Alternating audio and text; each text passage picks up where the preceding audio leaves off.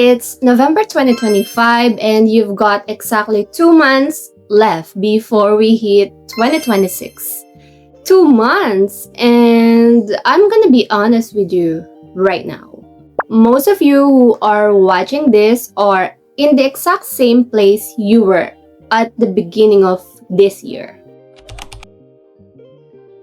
You probably started 2025 by writing a list of goals you wanted to accomplish this year. Or should I say your New Year's resolutions? You were so proud you made these grand plans. But what now? Don't worry, I feel you, and I'm not here to judge you. Maybe you wrote down that you'd start a business this year, learn to speak a new language, probably Japanese or Mandarin.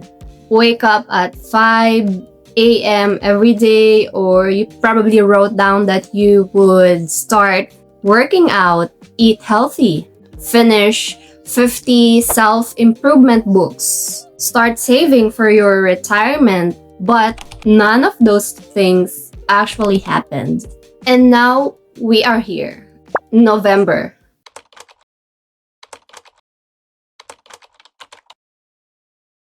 Picture this. It's January 1st, 2026. You wake up as the person you always wanted to become. How would that feel? I've always been someone who loves a fresh start. A new city, a new beginning, even a new year. And I love setting new intentions for myself. And even just right now, the 2026 is right around the corner. I'm already thinking about my goals. I can't help but think of what I would want to achieve next year. But here's the thing. Before we move on to the next year, before the next chapter begins, there's still time left in this year, 2 months. I love new beginnings, but I also believe the way you end the year matters just as much. Number 1, pick 2 battles. Here's the thing, most people like to fix their entire life all at once. They want to get fit, start a new business, find true love, travel the world, quit bad habits, create new ones all at the same time. You can't perfect everything all at the same time. And chances are you'll burn out before you even start. That's why you need to pick 2 battles. Think of 2 areas of your life that actually matters most to you. Could it be your health and your finances? Could it be your mindset, your career? You've probably heard this before. Only set around 10 goals for the year. More than that and you'll lose focus. But we're not even talking about a whole year anymore. We've only got 2 months left. So forget about that 10 goals and just pick 2. Don't try to rebuild your entire life in 60 days. Who does that, right? And simplicity beats ambition, and focus equals power.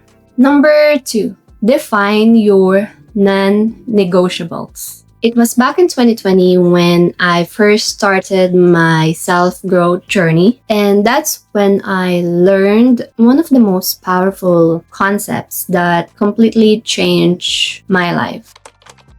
Non-negotiables are the small daily disciplines you stick to no matter what. Rain or shine, good day or bad day. So these are the habits that defines you. They're small yeses that will build consistency, your confidence, and identity. For me, my non-negotiables started with my daily devotionals. And of course, Bible reading. And they're a key part of my morning routine. And I also make time to read at least 20 minutes a day. Usually a good self-improvement or success book.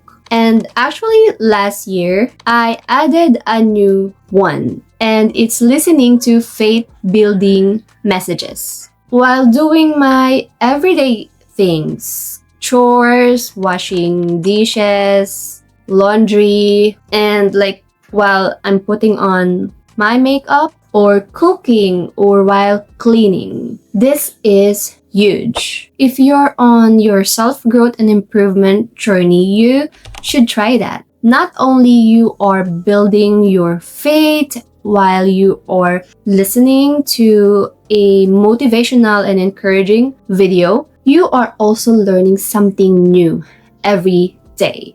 It's a small change, but it's powerful, and you can start doing it right now. You don't have to wait for January 1st to start that habit. Most importantly, your non-negotiables are tied with your values and your purpose. They're a proof of who you say you want to become. If you value health, you move your body daily. And if you value growth, you learn something new every day. And here's why it matters right now. We've got 2 months left before the new year. If you lock in with your non-negotiables starting right now, and you don't need to wait for January 1st for a fresh start, you'll already be walking into 2026 with habits, momentum, and discipline built in. Forget resolutions. Start with your non-negotiables.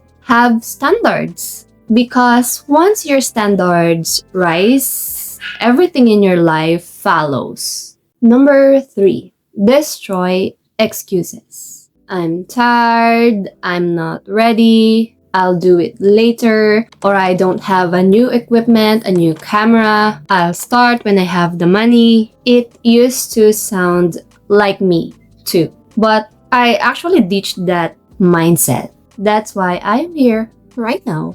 Been making videos consistently once a week for almost 1 year now. Ralph Waldo Emerson said, "Do the thing and you shall have the power." That quote actually hit me hard because we keep waiting for confidence, for the right tools, for the perfect moment, but it doesn't work like that. You don't get confidence before you start. And once you take that first imperfect step, like I did and I always do, everything starts falling into place. So if you're waiting for the perfect setup, stop. The power you're looking for only shows up once you start moving. Number 4, audit your attention. It wasn't until I started tracking my time that I realized how much of it I was actually wasting. We talk about not having enough time, but actually, we do have time. We all have the same 24 hours a day.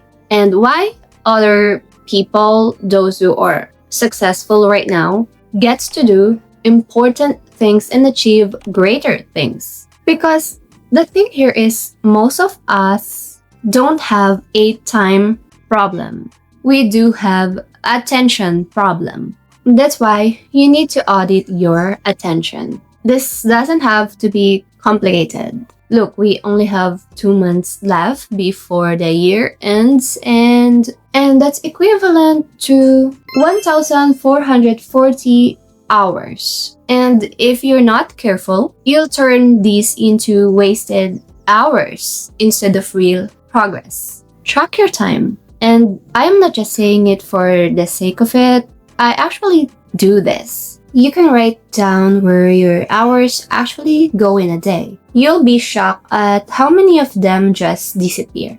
I've shared this a couple of times, and this simple habit of creating a checklist of the things I need to do in a day makes me really productive and feel fulfilled. And not only that, I actually add timestamps to my daily schedule, and it's made a huge difference. So this is how it actually looks like. I usually use my iPhone and the notes feature, and you can actually do the same. Another thing, be intentional and cut your distractions. If you can completely remove that habit of scrolling mindlessly on social media, that would be great. Not everything deserves your attention. And protect your time like gold because it is gold.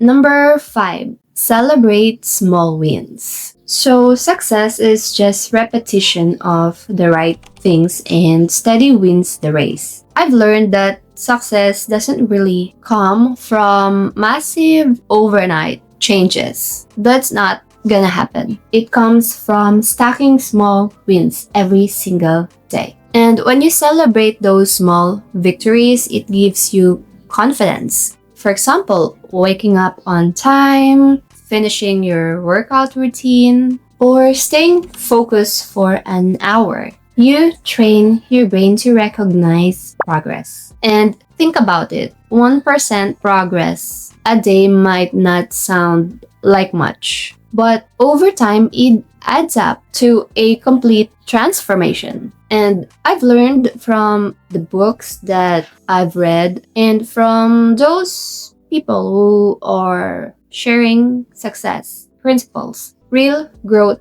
happens quietly, consistently, and one small step at a time. Every small wins compounds over time. You stack one, then another, and before you know it, you're not the same person you were 60 days ago. Think of an airplane. The hardest part isn't flying, it's actually takeoff. That's when the engines burn the most fuel. And your first 1 to 2 weeks, that's your takeoff. It'll be heavy, it'll be uncomfortable, and full of resistance, I tell you. But once you're in motion, once you're in the air, it gets easier. Now, imagine this. It's January 1st, 2026. Everyone around you is making resolutions, saying, "This year I'll finally start," but not you. You're already 60 days ahead. The best thing? You've already built habits. You've already seen progress. You're not starting, you're continuing.